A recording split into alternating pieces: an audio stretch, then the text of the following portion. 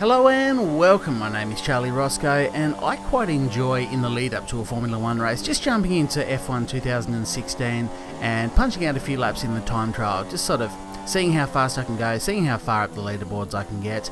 Now I don't generally have enough time or put enough laps in to trouble the top 1 to 2,000 people on the leaderboard, I suppose, but I think you normally start around about that 11,000th in the world, somewhere there, so I'd just like to see how far up I can get, and so I thought I might run you through the lap and we'll see where I went wrong, where I could improve, and anyway, hopefully you enjoy.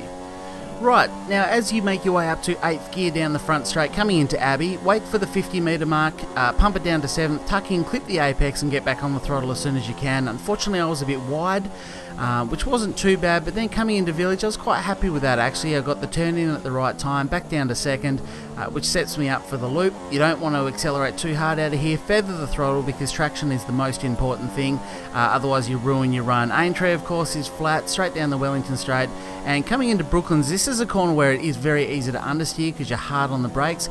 Stay out wide there, clip the apex and punch hard as you come into Luffield.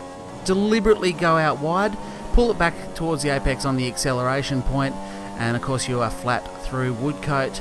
Now, Cops is a corner I didn't manage to get right pretty much the entire session, and once again I didn't do it here. Didn't actually overrun on the outside, but I went back to 6th gear, probably should have stayed in 7th, and I did compromise my run out of there, probably lost to 10th. Now I am holding it flat down through Maggots and Beckett's. As I come around this left-hander you start to back off down to 4th. Again, left my acceleration a little bit too late, which compromised my run through Chapel and down the Hangar Straight, unfortunately, and probably lost at least another 10th there, I'd suggest. Stowe's another corner where you do tend to understeer quite a lot. It's exactly what happened to me there. I never managed to bring it back in towards the apex, but didn't run too wide, which was nice.